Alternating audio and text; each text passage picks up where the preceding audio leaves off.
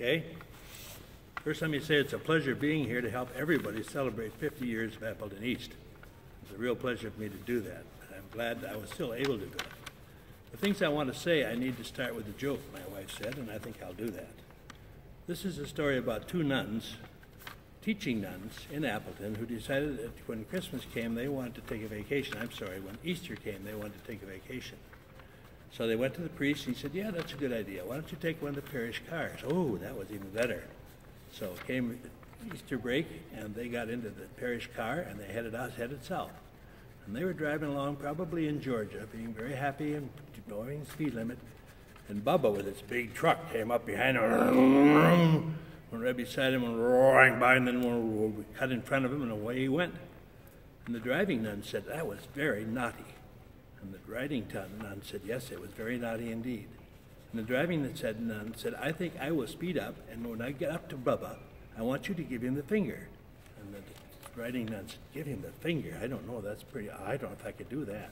But yes, you can. You just think about it. Here we go. And so the driving nun sped up the car.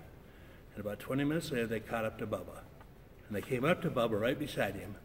And the driving nun said, okay, now you give him the finger. And the driving nun, sitting nun said, I don't know. He said, yes, you do. You give him the finger. She said, okay. And that was the end of the story. So now I want to tell you a little bit about opening East High. When we opened East, there were deer in the open fields out here. There were no houses at all, nothing at all. There were farm fields across the road, and it was very much an outdoor organization, outdoor curriculum, everything else. We had no auditorium available, so the fall play was poured into the commons. We had no gym, no IMC, no pool, and no athletic field. So all these things had to fall in during this fall while we could one at a time do it. There was another time when we had some very, very cold weather, and of course at that time all the girls and the women had to wear skirts. That's all there was to it. And it was cold. And the student council president came to me and he said, you know, it's really not fair to have all these women and girls wearing skirts when it's so damn cold. And I said, you know, you're right. Let's drop the skirts. So we opened up and everything was skirts, and that was it. Well, one of the junior high teachers, their junior high principals, was very upset by the fact that I was allowing his students, the other students, to wear skirts. So he called me and the superintendent together for a meeting, and we talked about it. And finally, the principal from the junior high school said, what am I going to tell my girls about this when I go back? And I said, I don't know. What are you going to tell them? And the superintendent chuckled, and from then on, there were no more skirts had to be worn. So that worked out very well. Interesting pranks. We had some interesting senior high pranks. One of them was that all the clocks, we came in one morning, on Monday morning, and all the clocks were gone. They were gone. Empty spots up here. Well, fortunately, the clocks plugged in. So we thought, well, no, these kids are smart, but they're not that smart. So we lifted up the ceiling tile, and of course, there were the clocks. So we gathered them up and plugged them back in, everything was fine. Well, a year or two later, we came in on a Monday morning and there were no bells ringing. No bells at all. Well, he said, we know where they are. They're above, so we plugged them. They weren't there. So finally, I saw a couple of guys that I thought probably were involved in it, and I called them in and I said, okay, where are the bells? Well, they said, well, we don't know. I said, I think you might know where they are. And they said, well, if you had lost something, where would you go to look for it? Well, in the student office over here, there was a big cardboard box with the old mittens and coats and everything else that were left over. So we dug down in there, and there at the bottom of all those were the clocks. So we gathered them up, and we took them out, and we plugged them back in. Well, I had to bring those three of those students in and have a chat with them. And I had to suspend them because it was not good. Well, you know, it's kind of a suspension, and when their parents came to it, I said, cool it. We're just going to everything is going to stay fine on their records unless something piles up, and then there'd be no record of this at all. So they agreed that would be fine. So they started that. Graduation gifts were interesting too. Two of them. One of them, the students were coming up to me toward the end, and one of the students had a handful of screws, and he said, here, take these, but don't lose them. I said, okay. So I put them in my pocket. I got there a little later, and the last boy coming up on the stage held me 2 license plates. I had just gotten some personalized license plates for my car, and there they were in my hands. Well, I could handle that. Just go and tighten them up again, no big deal. Another time, I had a new bicycle, a new motorcycle, and I had an accident with it. And so it was in the early spring, so the senior class decided I needed some help. So every student coming up handed me a Band-Aid.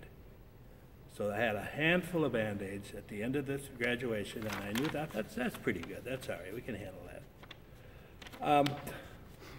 Another time at the graduation, I had my speech all written up. It had to do with everything I learned at school, I learned in kindergarten. One of the 4 student speakers got up and gave that speech. So what am I going to do now? I'm sure not going to repeat that. So I got up and very quietly said, you know, you're going to get a lot of recommendations during this time. So I'm just going to give you 2.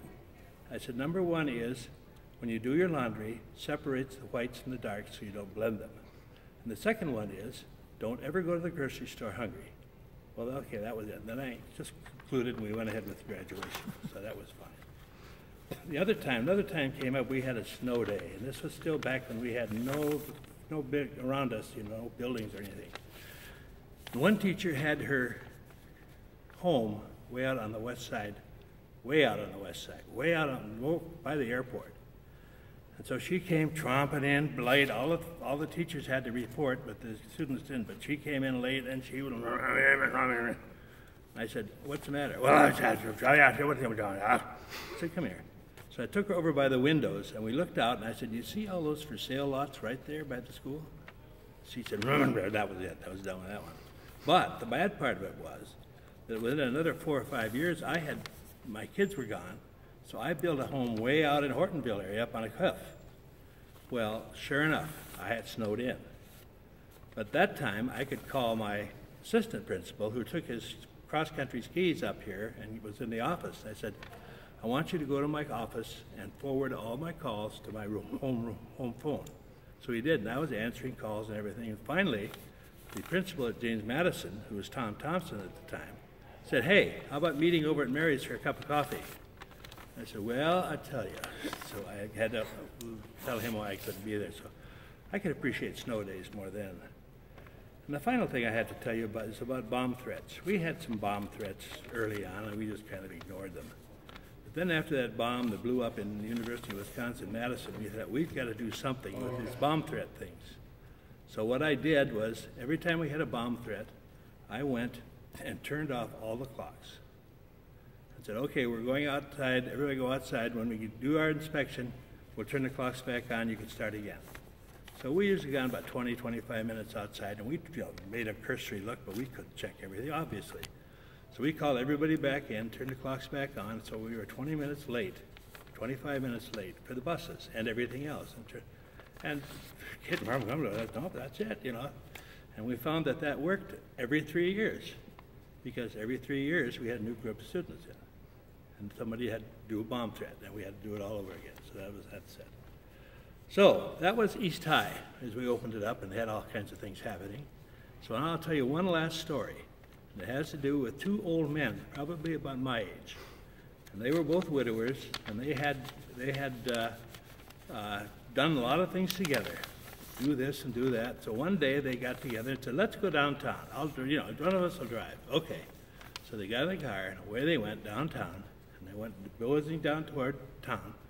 And the guy riding said, hey, do you know you went through 3 red lights? And the guy said, oh, am I driving? Have a good day.